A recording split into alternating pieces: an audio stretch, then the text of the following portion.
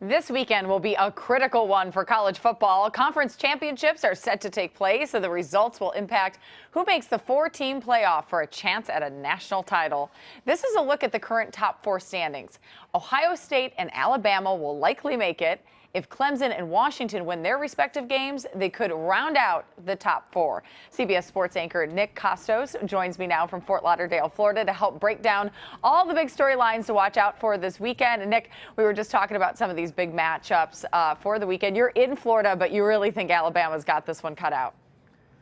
Oh, I don't even think it's going to be close in the SEC Championship game. And, Jamie, thank you very much for having me. Conference Championship weekend, what could be better? Well, if you're a Florida fan, what could be better would be an easier matchup than the Alabama Crimson Tide. Bama's a 24-point favorite in this game. I think Bama's going to roll. I think they win by 30-plus points.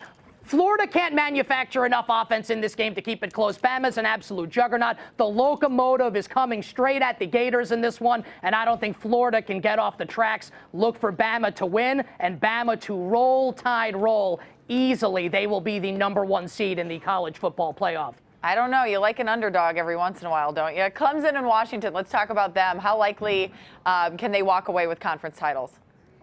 Well, I think it's extremely likely. I think the favorites are going to end up holding serve here. And you look at Clemson, they're a 10-point favorite in the ACC Championship game against Virginia Tech. And Justin Fuente, the first-year coach for the Hokies, he's done a marvelous job. But here's the thing. Clemson's the better team. Clemson's got the better quarterback with the championship pedigree. And the Tigers know they need to win this game to secure that spot in the playoff for the second consecutive year. And I expect Deshaun Watson and company to get it done. And the Washington Huskies, they play Colorado tonight, Friday night, for the Pac-12 title. Washington's the better team. Washington's got Jake Browning at quarterback, his last chance to pad his stats for a potential run at the Heisman Trophy. Big game for running back Myles Gaskin. I think the Huskies beat Colorado, and I think they do it fairly easily to punch their ticket as well to the college football playoff.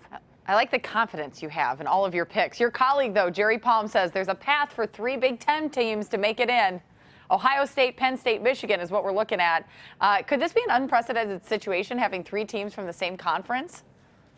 Unfortunately, I think that the answer to that question is yes. And I say unfortunately because 3 Big Ten teams would probably mean the most boring college football playoff in the history of college football playoffs. There haven't been that many. There could be 100 more, and this would be the most boring one. So, yes, if Clemson and Washington lose, then I think that opens up the door for Michigan to slide in. We know Ohio State's already a lock, and I think that you'd see either winner of the Big Ten championship game, either Penn State or Wisconsin, manage to make it in. I don't want to see it happen. I don't think it would happen, but I do think that Jerry is right. There is a path for it to happen. It's not outside the realm of possibility. I have to tell you, we got Penn State and Ohio State fans back in the control room, so they're hoping for wins there for sure. I'm a Gopher fan. I'm just kind of enjoying watching from the sidelines this year.